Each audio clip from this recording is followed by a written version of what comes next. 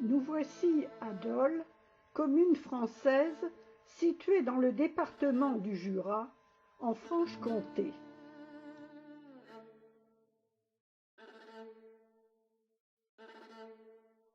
La collégiale Notre-Dame de Dole est tellement imposante qu'on la désigne souvent à tort sous le terme de cathédrale. Elle fut élevée entre 1509 et 1580.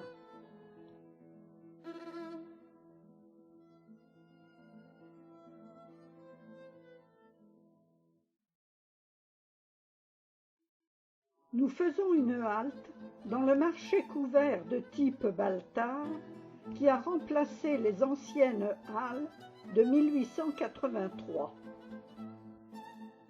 Ici, la maison natale de Louis Pasteur qui abrite aujourd'hui un musée.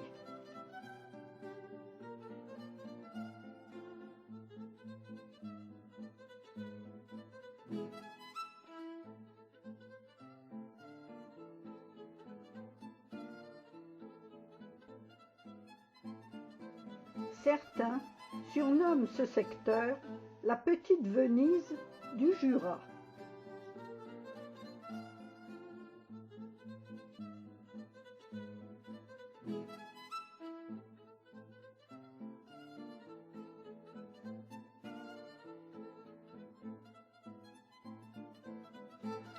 Bordée par le Doubs, Dole se révèle au détour des ruelles depuis la collégiale Notre-Dame.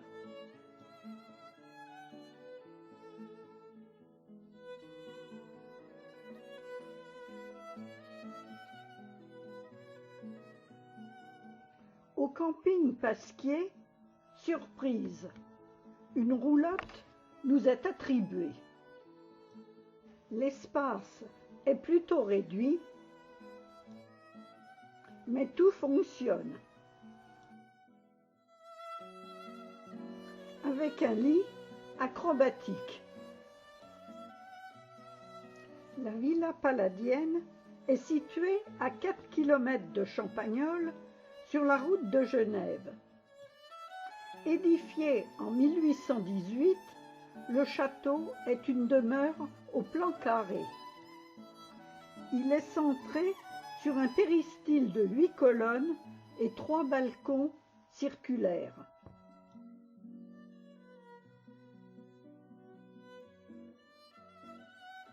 Le château a été conçu tel un théâtre dans l'esprit des belles villas italiennes du maître Andrea Palladio, construites au XVIe siècle.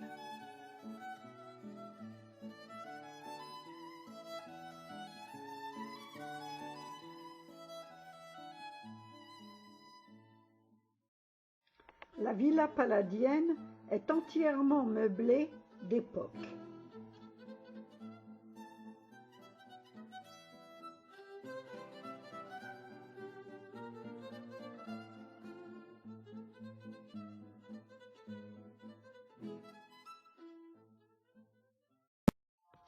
Ouverte au public depuis 2001 par les actuels propriétaires, Brigitte Connard et Claude Darbon, la villa accueille des visiteurs du monde entier.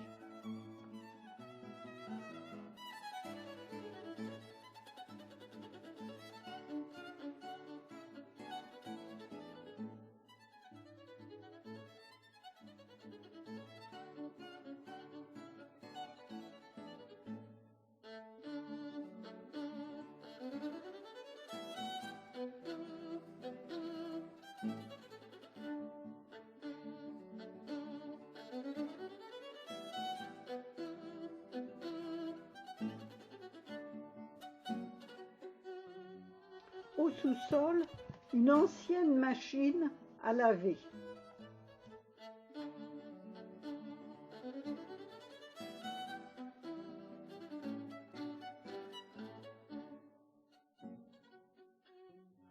À Nozeroy, voilà la porte principale de la ville fortifiée qui date du XIIIe siècle.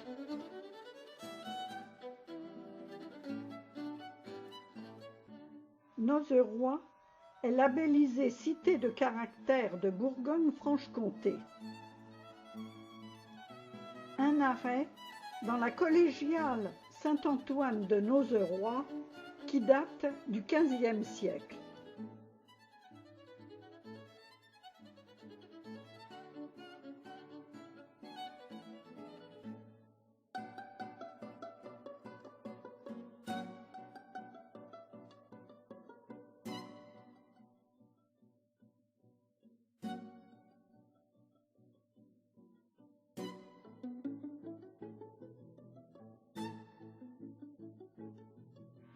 Et nous nous dirigeons vers Loulé, près de Champagnole.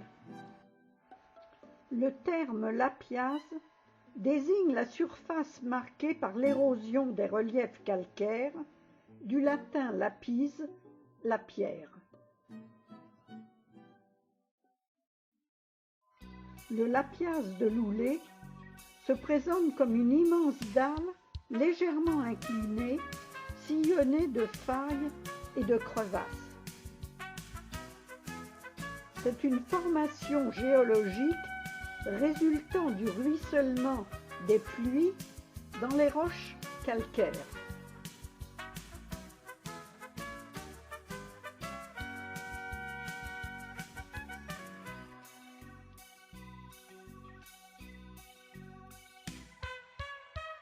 Nous nous dirigeons à présent vers le lac de Vouglan, qui est un lac de barrage mis en eau en 1968.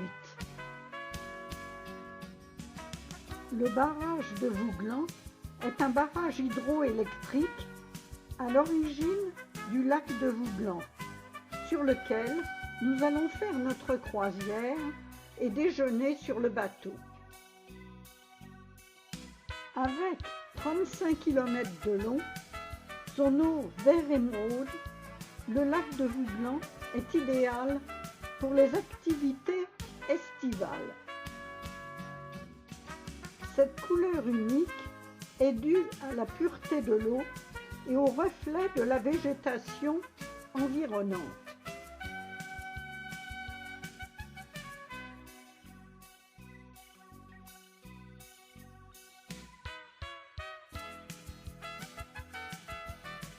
Un reportage diffusé le 13 septembre 2018 a mis en cause la sûreté du barrage en évoquant le risque de rupture. La vague de submersion produite par une rupture brutale s'étendrait dans toute la vallée de l'Ain en aval, ainsi que le long du Rhône jusqu'en Provence. Elle toucherait plusieurs centrales nucléaires, notamment celle du Bugey, avec un risque d'accident du type Fukushima. Le déplacement des 150 habitants de la vallée inspira à l'écrivain Henri Besson son roman « Le village englouti ».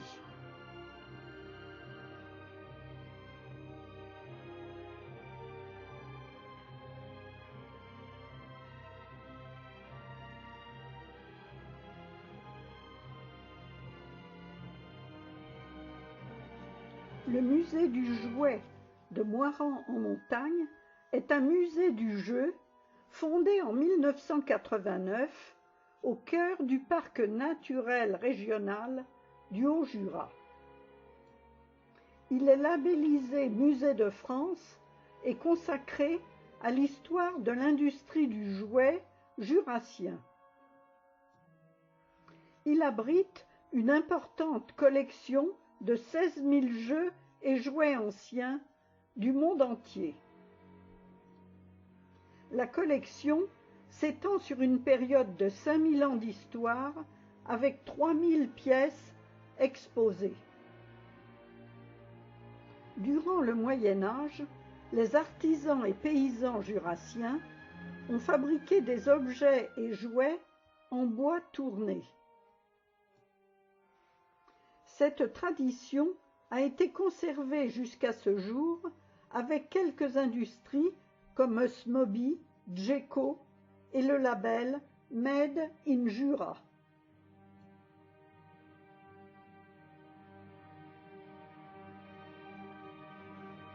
Entre 2010 et 2012, le musée est entièrement rénové avec une surface d'exposition doublée de 1900 mètres carrés.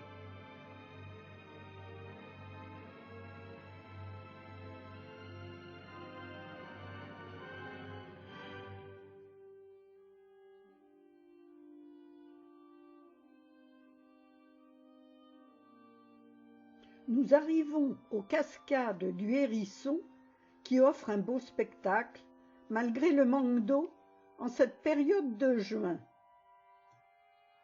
Les cascades doivent leur existence au Hérisson, un torrent énergique qui prend sa source au Saut-Girard, issu des lacs de Bonlieu et d'Illay.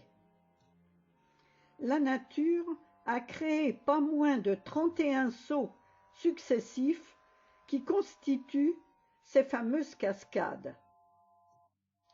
Pour nous, ce sera la cascade de l'Éventail, et pour les randonneurs, un sentier de 7,5 km relie les 7 cascades du site en longeant la rivière du Hérisson.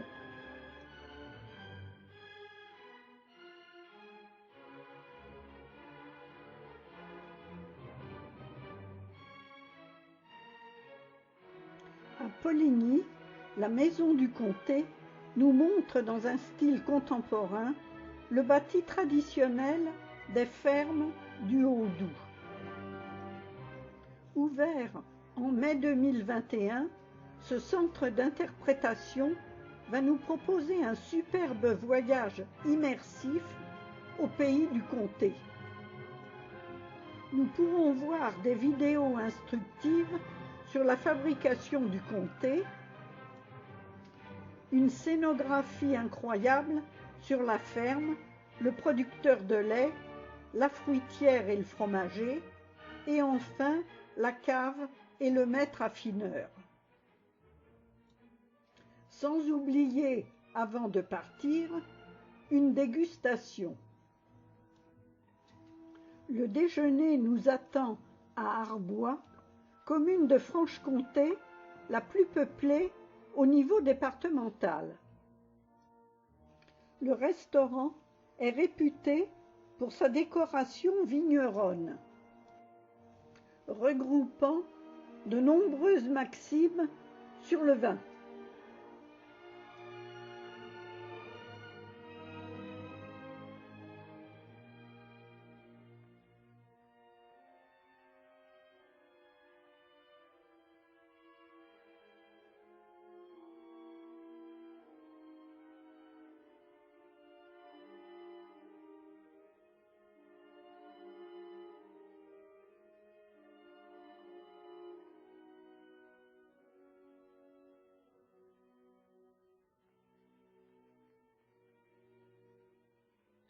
Cette fois, c'est la maison où Pasteur a vécu que nous allons visiter. Il aimait y séjourner avec sa famille et ses amis.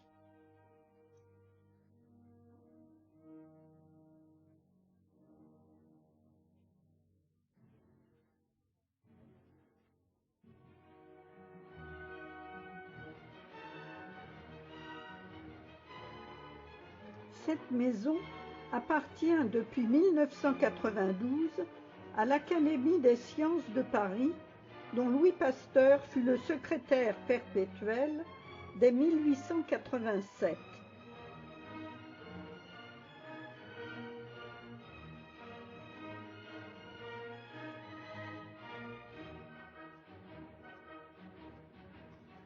Conservée en l'état, la maison est restée telle que Pasteur l'a connue. Car nous nous trouvons au sein du cadre de vie et de travail du savant.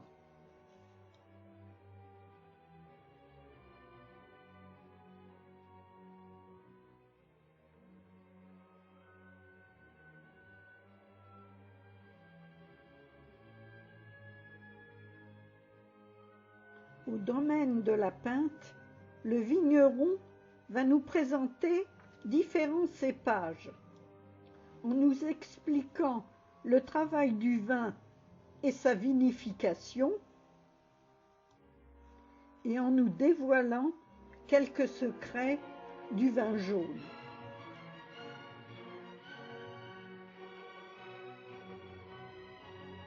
Et nous terminerons notre visite par une dégustation de 5 vins du Jura, dont le vin jaune.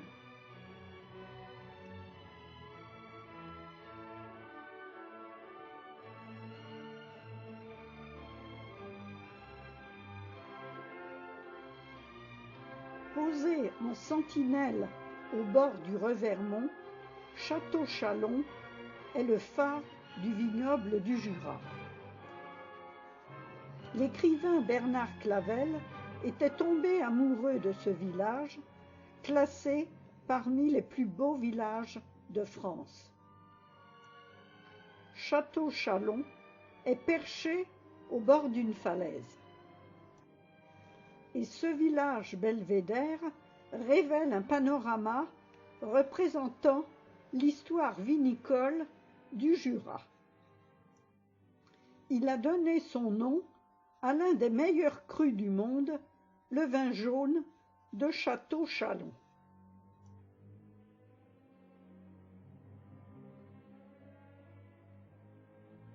Les bénédictines de Château-Chalon ont planté au Moyen Âge les premiers pieds de Savagnin sur les coteaux de la cité médiévale.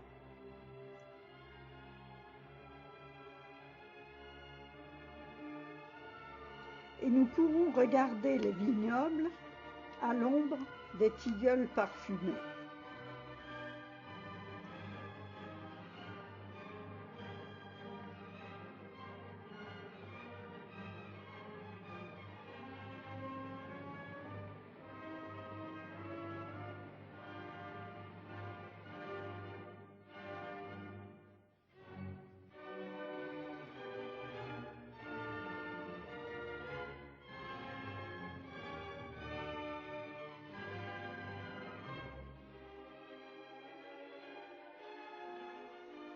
L'abbaye de Baume-les-Messieurs, que nous allons visiter, est classée monument historique. L'abbaye impériale de Baume-les-Messieurs est une ancienne abbaye bénédictine. La première mention écrite remonte à l'an 869. Mais des fouilles archéologiques ont révélé des vestiges plus anciens. Ces découvertes laissent penser qu'une communauté monastique était déjà présente avant le IXe siècle. En 909, l'abbé Bernon quitta Baume-les-Messieurs avec 6 moines pour fonder la célèbre abbaye de Cluny.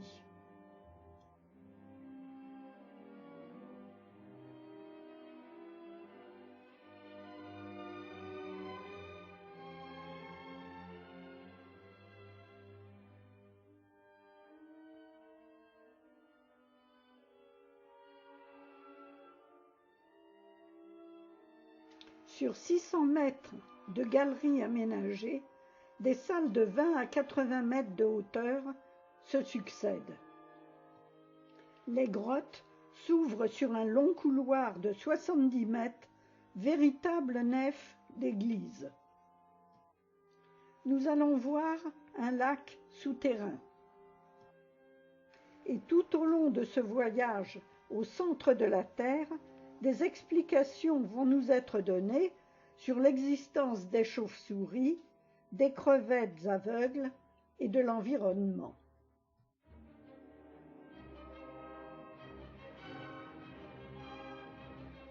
En sortant des grottes, une petite descente jusqu'aux cascades des Tuffes aux planches.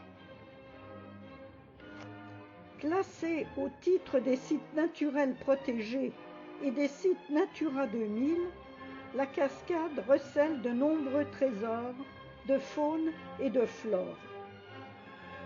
Elle doit être impressionnante par sa stature au printemps et à l'automne, lorsque l'eau coule à flot. Malgré le manque d'eau en ce mois de juin, cette cascade restera un moment agréable.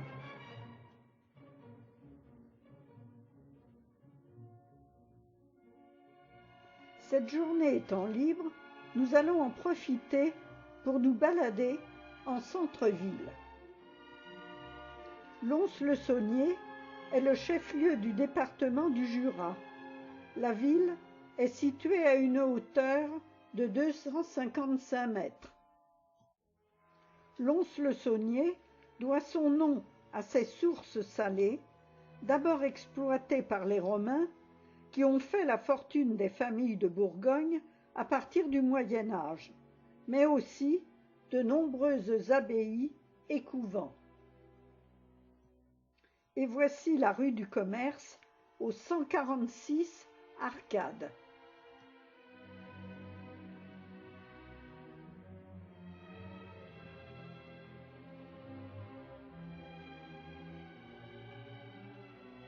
Les habitants de Lons sont nommés les Lédoniens et Lédoniennes.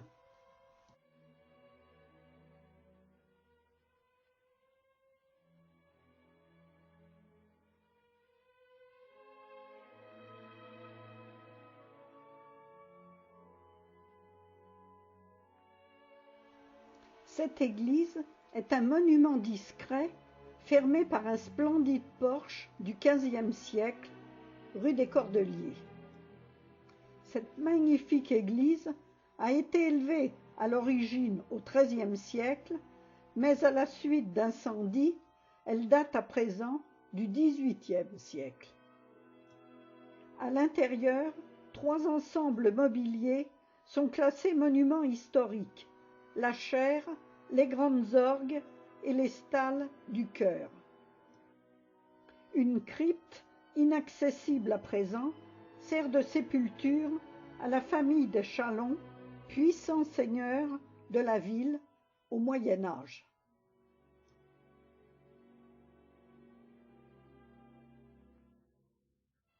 L'après-midi, nous partons visiter la maison de la vache qui rit. Cette maison est bâtie sur le site même où est née la marque en 1921, à Lons-le-Saunier, au cœur du Jura. C'est le lieu de référence de la mémoire de la marque. La maison retrace l'une des aventures industrielles françaises les plus impressionnantes du XXe siècle. Ici, un lieu ludique où l'on peut sauter, danser, s'amuser.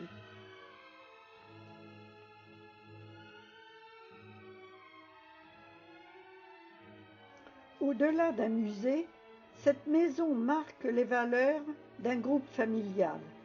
2200 mètres carrés sont entièrement aménagés pour provoquer l'intérêt chez le visiteur.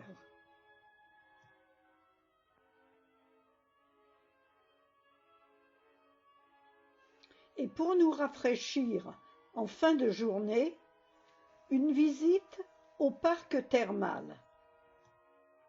Les thermes Lédonia se trouvent au cœur d'un parc de 7 hectares. Le bâtiment, à l'architecture pittoresque de la fin du XIXe siècle, a fait l'objet d'une restauration pour qu'il bénéficie d'équipements modernes tout en préservant son cachet.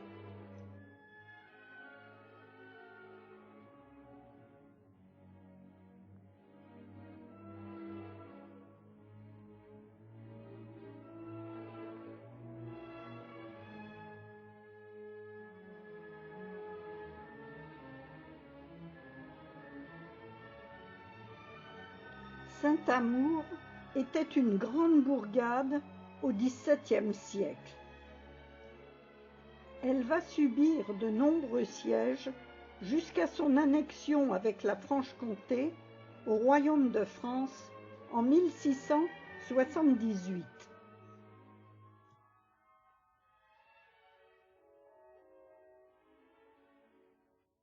et nous déambulons dans les rues en passant devant la tour Guillaume.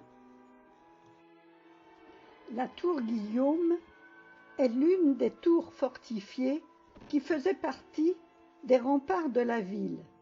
Elle est devenue au XIIe siècle le cabinet de travail de Guillaume de Saint-Amour. L'église a subi de nombreuses modifications dues aux diverses attaques et sièges au cours du temps.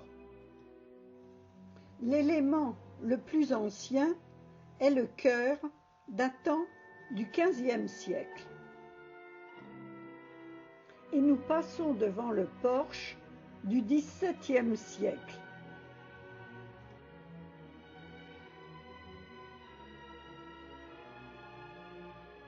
Au détour des rues, quelques belles fontaines. Là, la fontaine des Dauphins, place de la Chevalerie.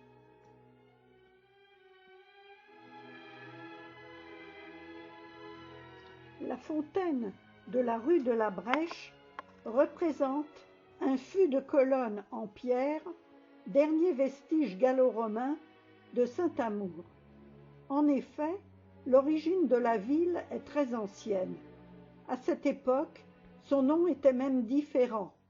On appelait alors la ville Vinciacum, soit Vincennes.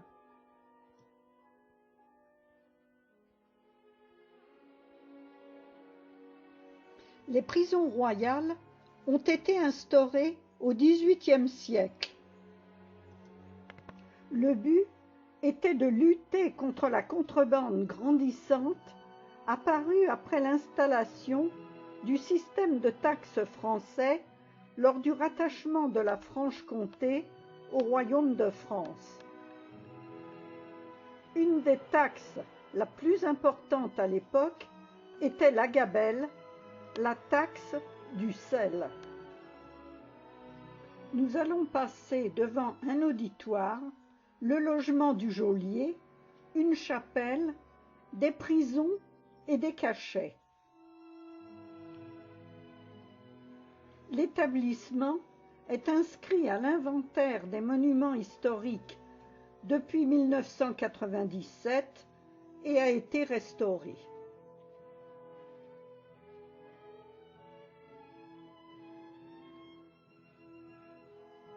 Et nous faisons un arrêt à Cuiseaux pour voir le château des Princes d'Orange.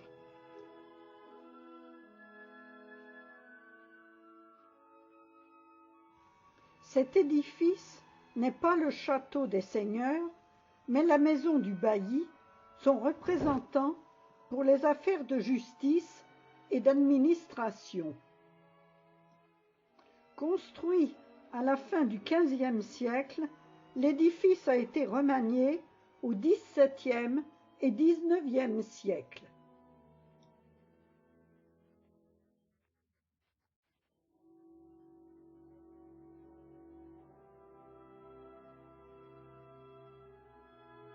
L'église Saint-Thomas de Cantorbéry a fait l'objet d'une réfection complète en 1851.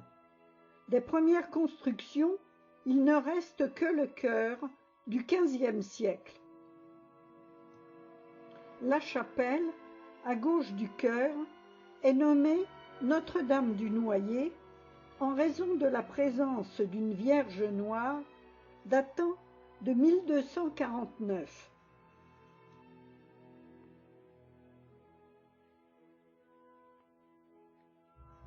À Courlaoux, nous allons rencontrer Pauline, une éleveuse de volailles de Bresse AOP.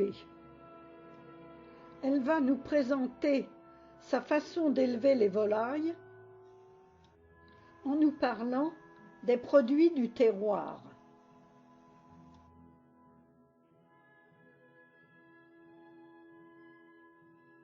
Avant de terminer par une dégustation de produits de son élevage. Bois d'Amont s'étend sur 4 km avant la frontière suisse. Le village se trouve entre le lac des Rousses en France et le lac de Joux en Suisse, dans une ancienne vallée glaciaire. Le musée de la boissellerie est situé dans une ancienne scierie restaurée. Il raconte l'histoire des fabrications locales, travaillons, cabinets d'horloge, skis, boîtes diverses et à pharmacie, mais aussi la fabrication de boîtes à fromage, objets en bois et articles souvenirs.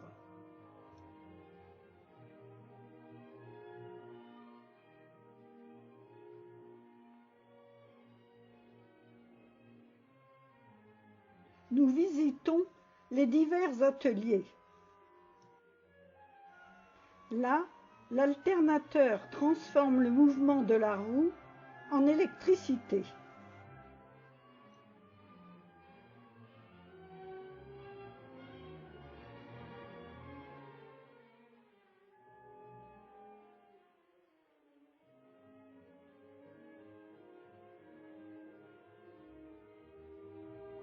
Après le déjeuner, nous arrivons dans le parc naturel du Haut-Jura, à 1150 mètres d'altitude. Le fort militaire des Rousses est remarquablement aménagé avec des caves d'affinage des comtés Juraflore où plus de 190 000 comtés s'affinent. Les caves voûtées en pierre sont uniques au monde. Le fort des Rousses fait partie de la dernière génération de forts construits en France, initiés par Napoléon Bonaparte. 70 ans de travaux ont été nécessaires afin de bâtir cette forteresse géante sur plus de 21 hectares.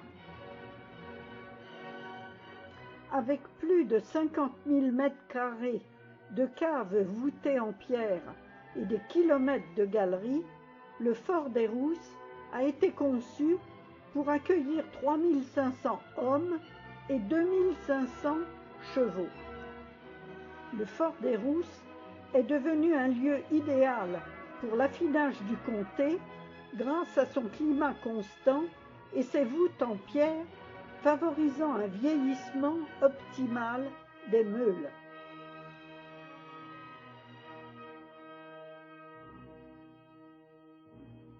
En repartant en car vers Lons-le-Saunier, nous allons profiter encore un peu des paysages bien verts du Jura.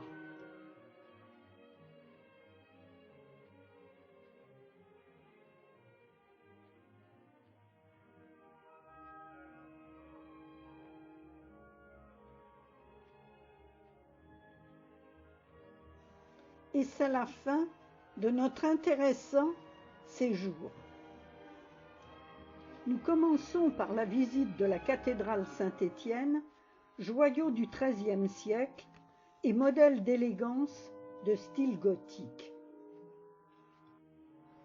Elle possède des portails au bas-relief remarquables. Les verrières du chœur et du transept constituent l'un des plus beaux ensembles de vitraux conservés en France.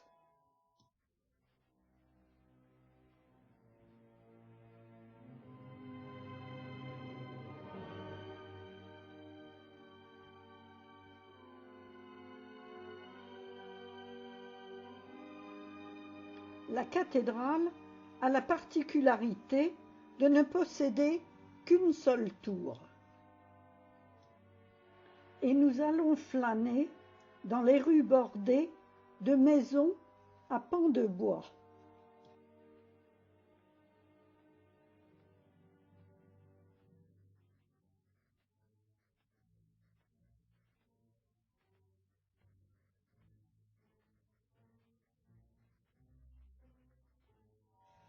La tour de l'horloge fut construite au XVe siècle sur les bases d'une tour de l'ancien castrum gallo-romain.